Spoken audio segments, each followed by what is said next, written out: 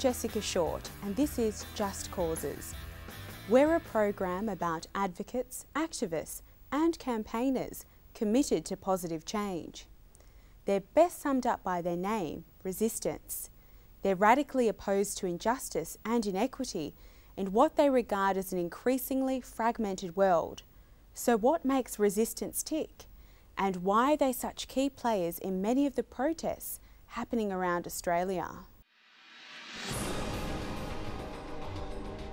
You can only create real change when you organise and work together with a lot of other people. I mean, individually you can make small changes, but to create the kind of structural changes in society that we want to see to eliminate mass poverty, we need to be working alongside a lot of other people and organising together, whether it's in your workplaces at universities or amongst different campaigns like refugee riots or climate change. Zebedee Parks is part of a flourishing network of young socialists in Australia, aiming to shake up the social system by stamping out what they see as major injustices and creating a society based more on equality. I don't think that politics are any way separate to day-to-day life. I think a definition of politics I would use is just the relationship between people and the resources that they share.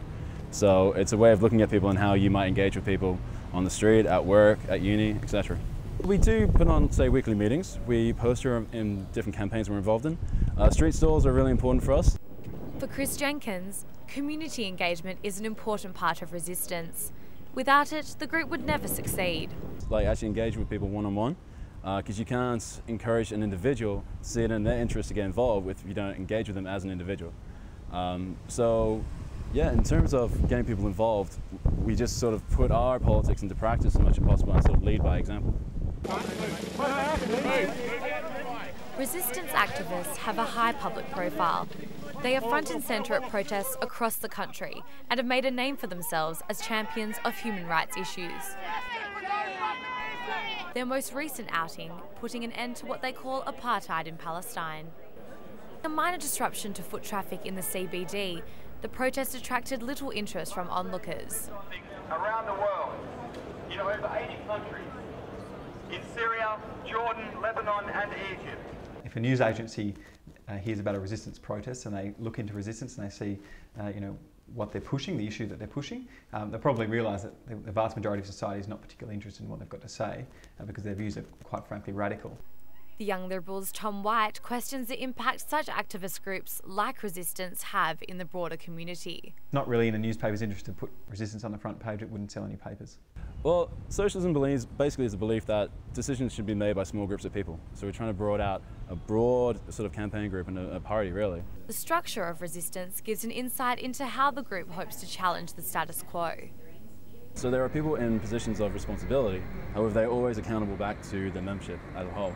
So it's about broad, basically every activist within Resistance should be developing leadership qualities and working in a sort of a team sort of context as well. Perhaps there's some inherent philosophical trait that leads them to think that they don't want one person imposing a view on a certain number. An interesting perspective, of course, for a socialist to take, given that the whole idea of socialism, and indeed its very close cousin communism, is that a group of elites actually govern society for the masses. And it's, I think, an inconsistent message for them to say that they don't want leadership, they don't want guidance, when and guidance and the hand of government is at the core of their ideology. So an interesting perspective. Barrack Street, south of Hay Street, is now closed to the public. Resistance is proud to work on the margins, tackling unpopular causes and standing up for the defenceless. While only the future will reveal whether they can succeed, they're determined to push through, no matter the cost. Occasionally you might get labelled by different people for being part of an organisation which some people may find a little bit difficult to deal with, but I think it's actually important to be able to stand up for your politics and your beliefs and be part of an organisation which gives you the support to be able to stand up. This is a peaceful protest. Yes! We are here to make our point peaceful. Joining us are Chris Jenkins from Resistance and Dr. Caroline Flay from the Human Rights Centre at Curtin University. Welcome to Just Causes. Thank you. Thank you. Chris, how important is activism in this day and age and what can it achieve? Well, activism is about encouraging people to take more of a collective or sociable approach to things, to see sort of issues that are affecting our community and to think also how they can stand up for them and to be involved in a change. So activism is essential if people in our society are to feel like they're active members in that society. Yeah, I think that's true, and I think that activism is also a way for people who live under certain government regulation, certain government legislation, to be able to challenge that and to be able to raise awareness of when that legislation, for example, is abusing the human rights of some people. How free are we to really stand up for the causes that we believe in here? I think in Australia people have the sense that they have certain rights and liberties. And in compared to other countries in the world, I mean, that is true that there is more of a liberty here than there is elsewhere. However, it's still really infringed upon here in ways which, well, there's a number of different cases that have come around recently. If you take the Tent Embassy at Madagarap, which is on native title land standing for native title rights, the abuse that they've taken by the police has been huge. And there's other legislation referring to censorship or freedom of association and free speech, which are major issues that are developing as we speak now.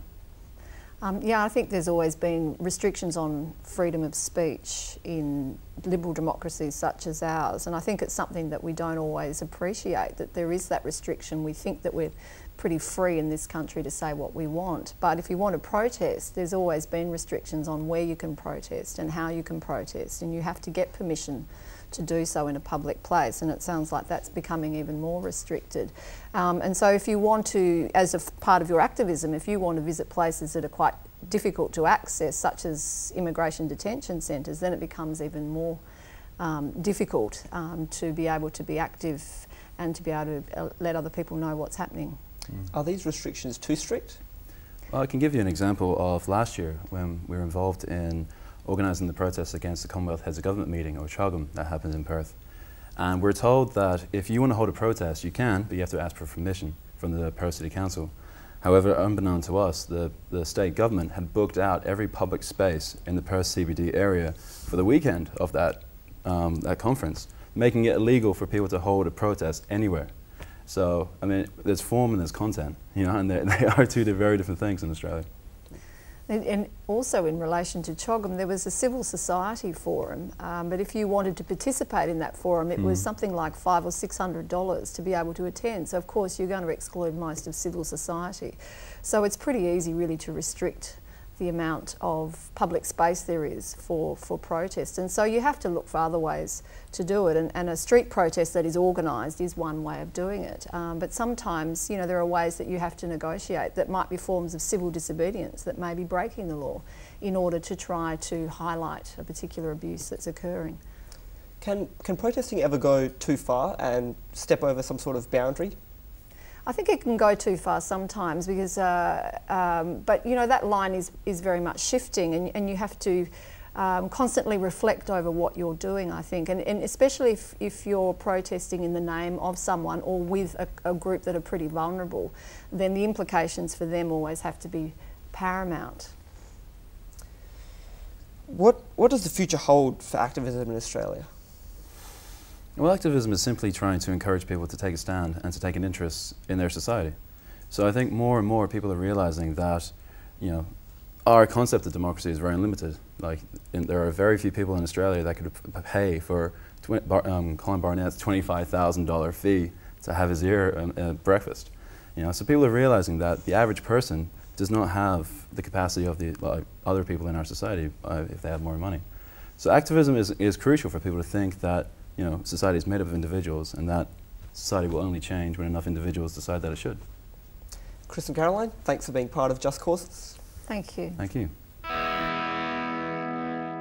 Philanthropists are people who dedicate their lives to the well-being of others.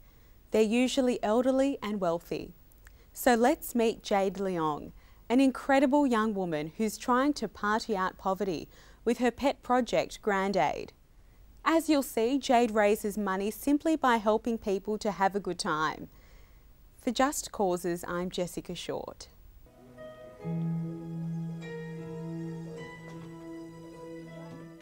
My faith is the centre of everything for me. It's actually what gives me perspective, and it influences the way that I look at the world. And I think because I don't see myself as being the only person responsible for my life, that I've got God underneath and around and in me, that the purpose of my life is bigger than me.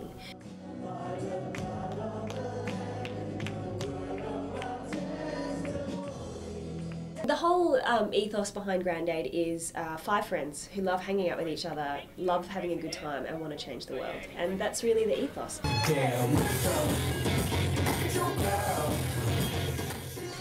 Grandade's passion is that anyone that comes to a Grandade party feels welcome and feels part of the community. So it's not about having this, even though it is, you know, in a sense you're part of the Grandade community and that has a sense of, you know, exclusiveness. I think any group does. But the whole idea is that anybody who comes to a Grandade has already contributed. For me, there's a bigger ripple effect when we live aware and when we actually become passionate and aware about these things. I think it's very powerful. Because I've heard back from Joe and he's made himself available to meet up next week. So I've sent him a couple of... At Giving West, I'm the Marketing and Communications Manager, which means I take care of all the promotions and communications and all the marketing side of things. We're a very streamlined organisation, so it's just me and my CEO, and so that means that actually I'm not only doing that, I'm actually involved in all aspects of the organisation, so strategic you know, direction and operational management, event production, basically anything and everything to promote philanthropy in Western Australia, that's what I do. It's a really unique organisation, very unique considering, given my experience in the not-for-profit sector, is usually that there's a lot of competition in the sector, a lot of competition and a lot of sort of that sense of, oh, I'm not really sure about, I mean, from a philanthropist perspective, they're not always sure who to believe, you know, because there's so many needs everywhere. So it's really nice to have an organisation that's really neutral and only just wants to see more people getting involved in giving in whatever way they can. We give to the communities in the developing world because we have something that they need, which is resources. But they actually give something back to us because from them we want to learn about how to do community so much better than we do it now. You know, if you look at the developing world, one of the greatest strengths of the developing world is that they do community so well. They all take care of one another. Okay, I'm going to it'll be so great! And Jade is a one-of-a-kind person. She's truly... Yes. No, but truly, she is like nobody you ever met, and I don't say that lightly, and I'm not going to lie, I haven't met a lot of people, so she's really, yeah, she is incredible. In my free time, I enjoy cooking and feeding people, especially large groups of people. Like I'll probably entertain here 5-6 nights a week, so there aren't many days when there aren't people in my house. I've known Jade for, I'd say about 10 years now. I've known her when she was a youth leader with her youth group, and so I've just been able to watch her grow as a teenager and as a young adult, and she's an inspiration because she's just been motivated. Tickets at the front desk, we have Monique, Jason O'Neill. Building this amazing community of young adults who aren't spending heaps of money to come to parties, you know, $60 has been the most expensive party so far. But they're part of something that's bigger than themselves, and in the midst of that, if we can raise some, you know, great cash and some awareness, you know, for these amazing causes that are working effectively and with, you know, consultation and with the local community on the ground to make a difference, that's a pretty big achievement.